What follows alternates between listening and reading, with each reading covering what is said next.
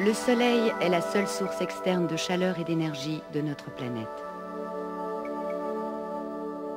La température de la Terre est due à un équilibre entre l'énergie reçue des rayonnements du Soleil et l'énergie émise provenant de la surface réchauffée de la planète.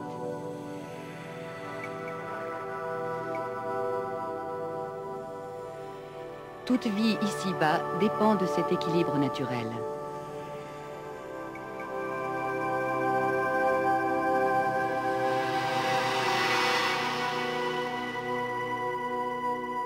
L'énergie solaire, qui nous parvient sous forme de rayonnement à ondes courtes, franchit l'atmosphère et réchauffe la surface du globe. Cette chaleur est réémise sous forme de rayons infrarouges de plus grande longueur d'onde.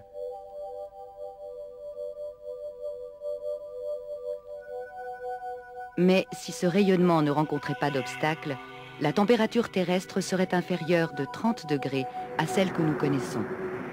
La Terre serait inhabitable. Heureusement, l'atmosphère joue un rôle efficace. Grâce aux gaz à effet de serre qui s'y trouvent, une grande partie des rayonnements infrarouges est absorbée. La température que nous connaissons dépend de cet équilibre complexe.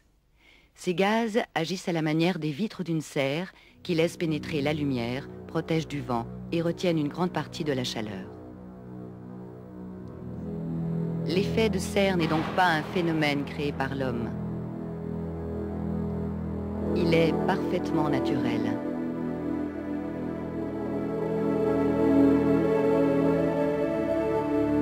Il a influencé le développement de nos écosystèmes, permettant une température propice à toute forme de vie.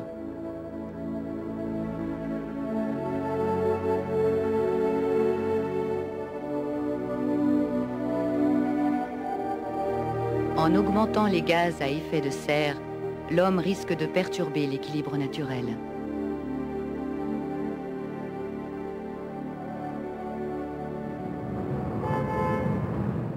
On rend les seuls pots d'échappement et cheminées d'usine responsables des gaz à effet de serre. C'est une erreur. Parmi les gaz à effet de serre les plus importants, on en compte 6.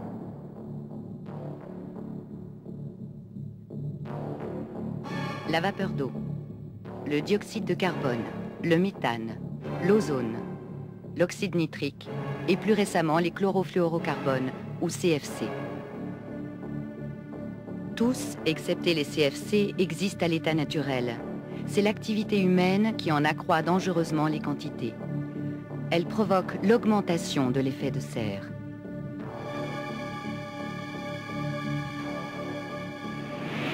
Le dioxyde de carbone, ou CO2, joue un rôle prépondérant. Il existe certes à l'état naturel, mais l'homme en produit des quantités de plus en plus importantes. Les besoins industriels ont accru l'extraction d'énergie fossile, charbon, gaz, pétrole.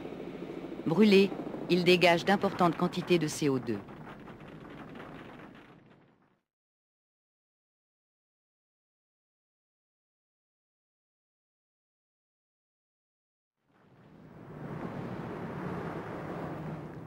Le seul transport et la seule production d'électricité représentent environ 45% des émissions de CO2. Une progression de 26% de dioxyde de carbone dans l'atmosphère en 2 siècles. Des niveaux jamais atteints depuis la présence de l'homme sur Terre. En cette fin de siècle, le CO2 intervient pour 55% dans l'augmentation de l'effet de serre.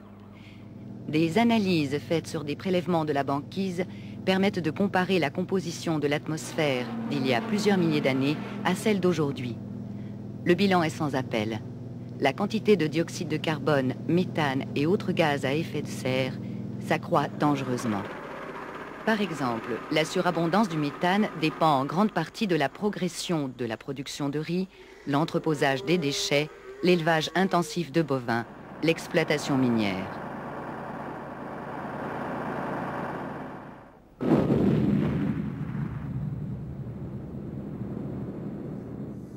On parle souvent de l'ozone, ces molécules qui nous protègent des rayons ultraviolets nocifs émis par le Soleil. Sa plus forte concentration se mesure en haute atmosphère. Elle y constitue la couche d'ozone. Les dommages qu'on y constate inquiètent de plus en plus le monde de la science. Mais l'ozone est également un des 6 gaz à effet de serre. En basse atmosphère, sa présence résulte d'une combinaison de réactions chimiques de plusieurs substances, dont certaines sont produites par l'homme. Sa concentration continue d'augmenter. La végétation naturelle demeure le grand fournisseur d'oxyde nitrique. On estime que l'agriculture et la combustion de la biomasse, bois et autres végétaux, sont responsables des concentrations accrues de ce gaz. Les chlorofluorocarbures sont exclusivement produits par l'homme. Utilisés pour les aérosols, réfrigérants et isolants, ils servent aussi à la fabrication de caoutchouc mousse et au nettoyage des composants électroniques. Les CFC sont aujourd'hui connus de la plupart d'entre nous comme étant les principaux responsables de la destruction de la couche d'ozone. Mais eux aussi contribuent à l'augmentation de l'effet de serre. Leur influence est très grande car ils absorbent les rayons infrarouges que les autres gaz laissent passer. La vapeur d'eau est de loin le gaz à effet de serre le plus abondant. Invisible, naturel, l'homme ne l'affecte pas directement. Par contre, le réchauffement dû aux autres gaz provoque une augmentation de l'évaporation. L'atmosphère se charge davantage en vapeur d'eau et peut à son tour contribuer au réchauffement.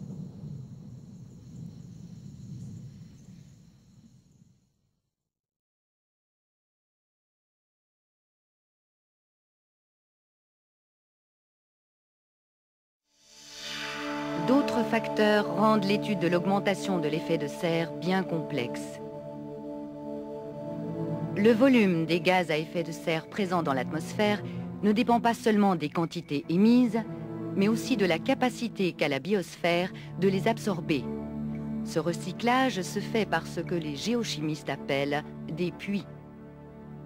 Par exemple, les puits principaux du dioxyde de carbone sont les océans et la végétation.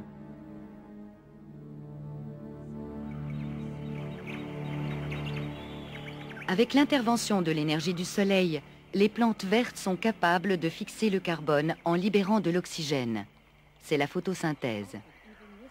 Lorsque les plantes ou la vie marine se décomposent dans les sols ou les fonds marins, un processus de sédimentation s'enclenche. Ce n'est qu'après plusieurs millions d'années qu'ils se fossilisent.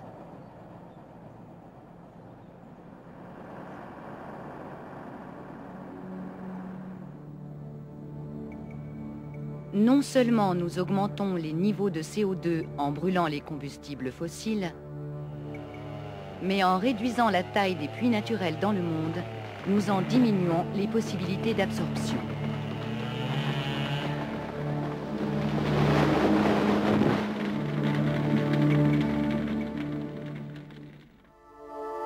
Le climat est un système complexe, régi par une multitude d'interactions entre l'atmosphère, l'océan, la vie végétale et animale, la terre et les glaces. Face à l'équilibre naturel de ces éléments, nous avons introduit un paramètre potentiellement déstabilisant. Le climat va changer, même si nous ne savons pas encore très bien comment.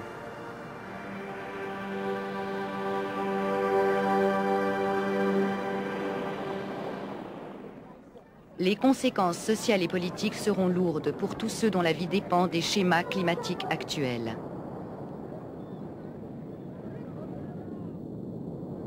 La faim et la pauvreté ne cessent de gagner du terrain.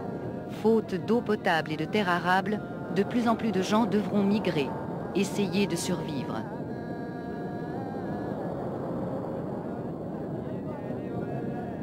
De nombreux détails sont controversés. Mais le problème fondamental est clair. Les taux actuels de gaz à effet de serre que nous émettons n'aboutissent à rien d'autre qu'à un acte incontrôlé et potentiellement catastrophique pour le climat de la planète.